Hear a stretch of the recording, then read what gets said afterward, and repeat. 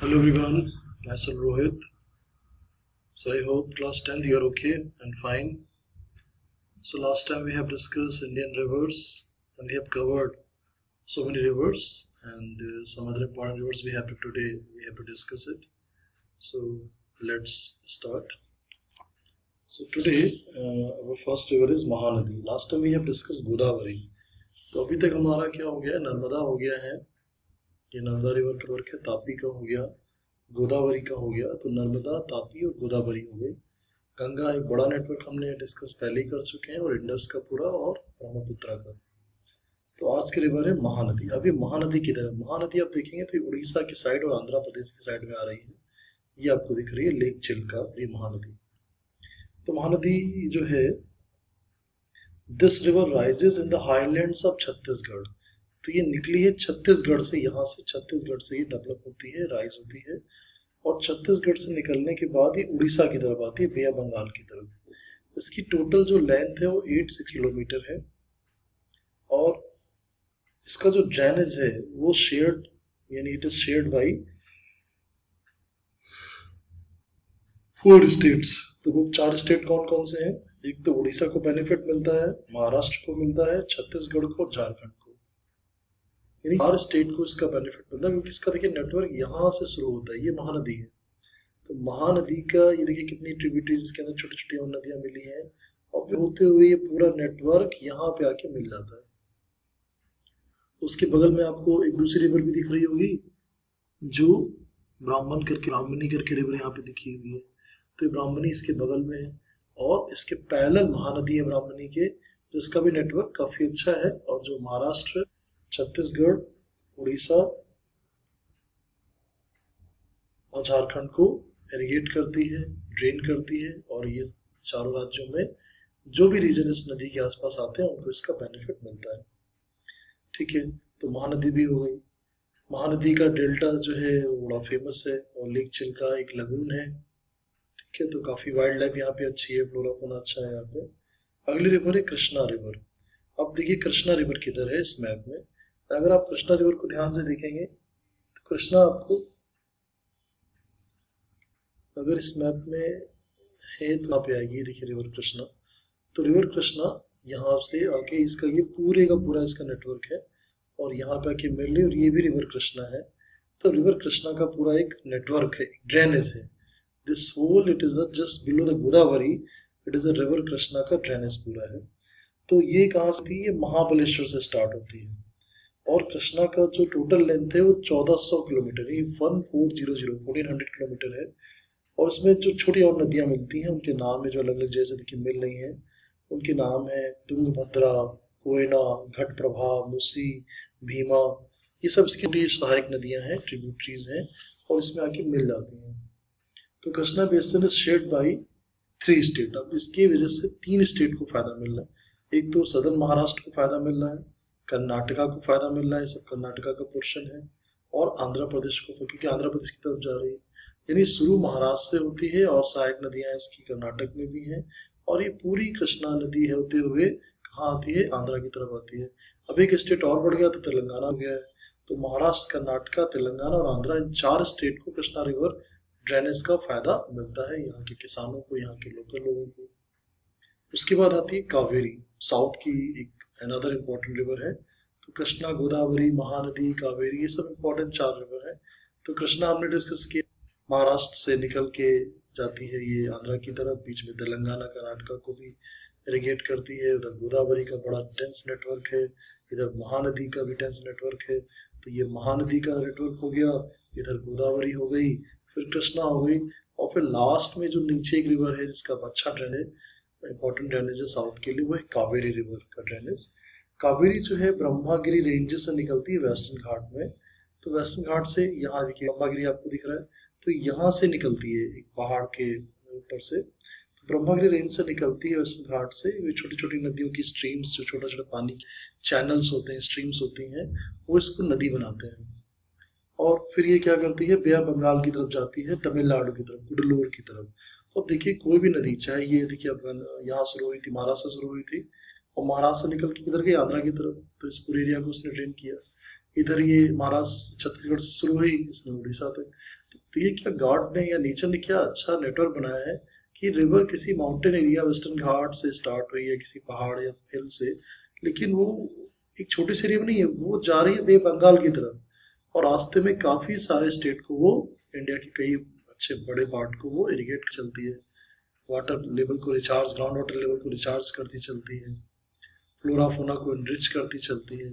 तो रिवर के बहुत फायदे, लेकिन हम इंडियंस को इतनी, जिसे कहते हैं, हम लोग इसके काबिल नहीं है मुझे लगता, कि हमने अपनी रिवर्स को पल्यूट कर दिया, उनको टॉक्सिक स्ट्रीम बना दिया, उनको एक सीवेज केयरिंग ट्रेन बना दिया, जो कुछ कूड़ा कचरा सब नदी में डाल दो। तो शायद हम इंडियंस को थोड़ा सीखना चाहिए कि नदियों की रिस्पेक्ट कैसे करनी चाहिए। हम माता कहते हैं नदियों को और एक तरफ उनको पल्यूट करते हैं। चलिए कावेरी पे आते हैं। तो जो कावेरी नदी है ये ब्रह्मागिरी रेंज से निकली वेस्टर्न घाट में, तमिलनाडु की तरफ गई और बे ऑफ बंगाल की तरफ जाके ज्वाइन करेगी। और इसका जो लेंथ है वो 760 किलोमीटर है। इसकी जो ट्रिब्यूटरीज हैं मायावती, भवानी, हेमावती, कबानी है। और इसका जो बड़ा पार्ट है वो कर्नाटका, केरला और तमिलनाडु में है, क्योंकि देखिए निकल रही कर्नाटका से रही है। जो ब्रह्मागिरी है ये महाराष्ट्र में नहीं है, ये कर्नाटका में है। तो ब्रह्मागिरी से होते हुए, यानी कर्नाटका से होते हुए ये जाती है, थोड़े से पार्ट केरला को टच करती है और जाती है तमिलनाडु की तरफ।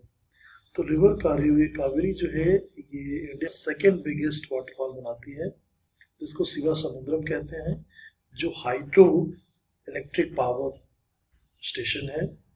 और जो पहला है वो हमारा जॉग फॉल्स है, और ये सेकेंड बिगेस्ट वाटरफॉल है हमारा, जो पूरे मैसूर और बेंगलोर को क्या देता है, इलेक्ट्रिसिटी देता है। और यहीं पे कोलार गोल्ड फील्ड है, जिसको आप लोग KGF कहते हैं। तो यहीं पे कोलार गोल्ड फील्ड भी है, ठीक है। KGM है या KGF है, वॉटेवर। तो ये हम लोगों ने आज अपने रिवर्स को डिस्कस कर लिया है। अब आपको समझना चाहिए कि रिवर का रोल क्या होता है, ये नदियों की इतनी इंपॉर्टेंस क्यों है। तो rivers have been a fundamental importance throughout the human history. तो ये हमारी हिस्ट्री की फंडामेंटल है, ये हमको जीवन देती है। पानी जीवन है, जल ही जीवन है। और इसी के आसपास एग्रीकल्चर डेवलप होता है, सेटलमेंट्स होते हैं। आप देखिए जिस स्टेट में जितना ज़्यादा रिवर का नेटवर्क है उस स्टेट में उतनी ज़्यादा पॉपुलेशन है। मैं आपको एग्जांपल देता हूँ यूपी से। अब यूपी के साइड में देखिए कितनी ज़बरदस्त मतलब नदियों का नेटवर्क है। आबादी 22 करोड़ हो गई, क्यों? क्योंकि पानी बहुत है, पानी की कमी नहीं है। दूसरा अगर आप देखें तो महाराष्ट्र को अगर आप देखें तो महाराष्ट्र में आबादी 11 से 12 करोड़ है, क्यों? क्योंकि डेंस नेटवर्क है, का खेती बाड़ी अच्छी है इसलिए। तो जिस एरिया में नदियों का जाल, नदियों का नेटवर्क अच्छा होगा, आबादी भी वहाँ ज़्यादा होगी। अब देखिए राजस्थान की नदियाँ कम है, तो यहाँ पे पॉपुलेशन डेंसिटी काफ़ी ज़्यादा नहीं है as compare to UP, Maharashtra, other states. अगर आप बंगाल को भी देखें तो बंगाल में भी क्यों ज़्यादा है, क्योंकि नदी उधर सिंगल साइड नदियाँ उधर ही आती हैं बंगाल में मिलने के लिए ज़्यादातर। तो जिस एरिया में नदियों का नेटवर्क अच्छा होगा उधर एग्रीकल्चर अच्छा होगा, उधर लोगों की पॉपुलेशन ज़्यादा होगी, लोग अट्रैक्ट होंगे उस एरिया की तरफ, ठीक है। तो यानी रिवर माने एग्रीकल्चर, एग्रीकल्चर माने हमारा फूड, और पानी माने जीवन, जल ही जीवन। Using rivers for irrigation, navigation, hydrogeneration is of special significance. Irrigation तो होता ही है, नेविगेशन नदियों से हम यातायात भी कर सकते हैं, और हम हाइड्रो इलेक्ट्रिसिटी भी बनाते हैं। Particularly to a country India where agriculture is the major source of livelihood of the majority of its population. तो एग्रीकल्चर हमारा कंट्री क्या है? हमारा कंट्री एक भारत एक कृषि प्रधान देश है। India is agriculture country. गांव यहाँ पे कम से कम 6.5 लाख से ज़्यादा गांव है। भारत एक गाँव का देश है, और खेती बाड़ी मेन चीज़ है। और खेती बाड़ी कैसे होगी? Even the most fertile soil cannot produce without anything, without water. What I'm saying, most fertile soil cannot produce anything without water is important. Water from where we will get? Water we will get from rain and river glaciers की melting से जो पानी आ रहा है। तो नदियाँ हमें जीवन देने, एग्रीकल्चर डेवलप करती हैं। लेकिन अभी हमने रिवर पॉल्यूशन करना चालू कर दिया पिछले कुछ 100 सालों में। क्यों? क्योंकि हमें लगा सारा कूड़ा कचरा तो ये नदी में डाल दो, नदी हमें पहुँचा देगी। तो ये तरीका गलत है, हमें रिवर पोल्यूशन को रोकना चाहिए। क्योंकि अगर हम अपनी नदियों को ऐसे खराब करेंगे तो जो रेन का वाटर आता है, एक्सेस वाटर आता है, वो नदियों की कैपेसिटी खत्म हो जाएगी वाटर को होल्ड करने की, उनकी उनके अंदर कूड़ा कचरा जमा हो जाएगा, फिर वो पानी नदियाँ एक्सेस वाटर रेन आएगी तो होल्ड नहीं कर पाएंगी और फिर बाढ़ आएगी।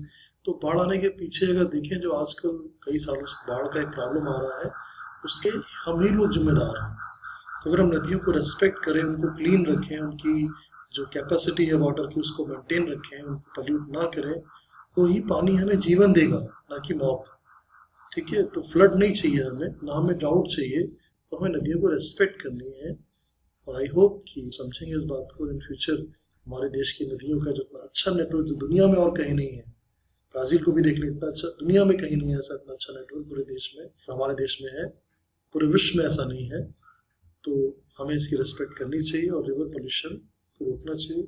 और you are the future leaders, you are the stars. I hope कि नेक्स्ट जनरेशन जो आप लोगों की है वो रिवर पोल्यूशन और रिवर के रिस्पेक्ट के लिए, सेव रिवर के लिए कुछ ना कुछ करेंगे जब भी आप बड़ी पोस्ट पे पहुँचेंगे। I hope. तो होमवर्क है आज का। होमवर्क है, मैंने आपको 3 नई नदियों के बारे में बताया है, कावेरी, कृष्णा और महानदी। तो मैं चाहता हूँ महानदी, कृष्णा और कावेरी के ऊपर आप 3-3 पॉइंट लिखें। किन किन स्टेट से होकर गुजरती हैं, क्या लहर है, कहाँ से स्टार्ट होती हैं, किधर की तरफ जाती हैं। बहुत सिंपल पॉइंट है, आप बहुत आराम से लिख सकते हैं। तो महानदी के ऊपर 3 पॉइंट, कृष्णा के ऊपर 3 पॉइंट और कावेरी के ऊपर 3 पॉइंट। ठीक है, तो यही आपका होमवर्क है। Till then bye, have a nice day.